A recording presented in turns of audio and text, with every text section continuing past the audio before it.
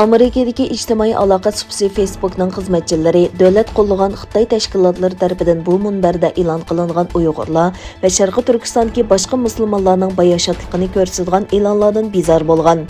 Balkoçi gezisining Facebook xizmatchilarini asos qilgan xabarlarida xizmatchilarning ichki xat aloqasi va uchrashishlarida Xitoy tashkilotlarining Facebookni davlat tashviqotida ishlatishdan andisha qiladiganligi bayon qilingan. Xabarda aytilishicha, Xitoy hukumati bilan Facebook 2009-yildan boshlab bir-birini cheklagan bo'lsa-mu, ammo Facebookning Xitoydagi raqamlik e'lon kirimi har yili 5 milliard dollardan oshadi. Facebook yaqında 24 mart Xitoy hakerlarining saxta hisoblar bilan to'g'ri hujum qilib, Uyg'ur faoliyatchilar, jurnalistlar va chet ellarda yashaydigan o'qituvchilarga josuslik qilganligini oshkorlagan edi.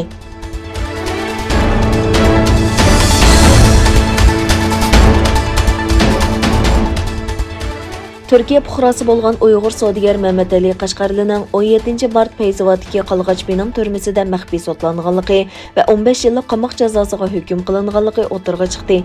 Erkin Asiya radiosi erishgan atalmış Uyghur Avtonom rayonluq yuqori sotning hukmida bayon qilinishicha, Mehmet Ali Qashqarli 2017-yili atalmış terrorlikqa yordam berish jinoyatiga chetilib, 2017-yili 4-oyning 24-kuni tutilganligi va 2018-yili 7-oyda 15 yillik kesilganligi qayd qilingan. Hükümnamada deyilishicha, Mehmet Ali Qashqarliga 15 yillik qamoq jazosi berilgan va 74 million yuanlik mol-mulki musodir qilinishga buyurilgan. Ma'lum bo'lishicha, Turkiyaning Xitoydagi elchixonasi Mehmet Ali Qashqarlining turmada maxfiy sotlanganligini radioda bu haqda xabar berilgandan keyin uqqan. Onun Türkiye'de yaşayotgan inisi Ahmet Qashqarlining aytishicha, tijorat bilan shug'ullanadigan Mehmet Ali Qashqarli siyosiy ishlarga aralashib qolishdan ehtiyot qilib kelgan bo'lib, doirlar uning Turkiyadagi inisi bilan bo'lgan aloqasi sababli uningga terrorlik qalbqi kiydirgan.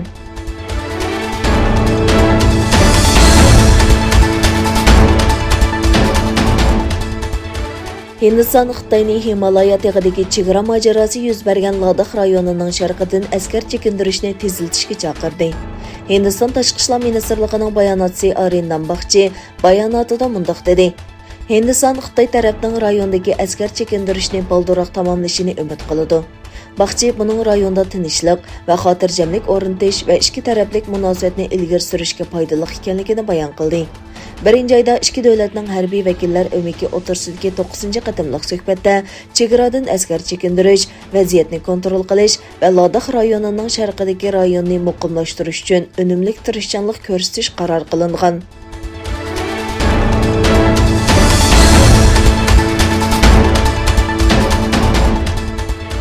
Amerikada bir kishi mashinasini haydab parlament binosining oldidagi to'siqlarni besib o'tgan. Vaqada hujum qilguvchi va bir soqchi hayotidan ayrilgan, bir soqchi yaralangan. 6 yanvar Amerikaning poytaxti Washingtondagi parlament binosi hujumga uchragandan keyin ogohlantirish signali yana bir qatim ko'tarildi. Qurultay binosiga yaqin joyda miltiq ovozi anglangandan keyin bexatarlik sababidan binoga kirish-chiqish to'xtatilganligi e'lon qilindi. Keyin ma'lum bo'lishicha, bir kishi mashinani binoning shimolidagi darvoza oldidagi mashina kirish eg'izidagi to'siq oldida ikki soqchiga qarab haydagan. Şahitlardan erishgan tunji uchurlarga qaraganda, mashinaning shofiri soqchilarga usgandan keyin mashinadan tushib atrofdagi kishilarga pichoq bilan hujum qilgan.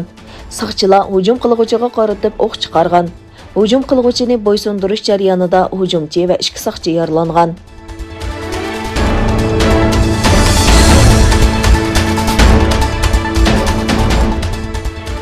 Tayvanning sharqidagi Xolin rayonida poyezdning relsidan chiqib ketishi natijasida 51 odam qazo qilgan, 146 odam yaralangan.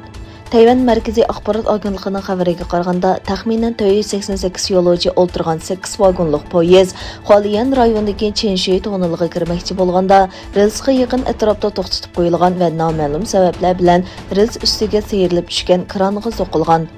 Aldınғы 5 vagon soqilish sababidan kontrolliqidan chiqib ketgan poyezd taq liniyalik temir yo'l tunnelining temiga soqilib to'xtab qolgan.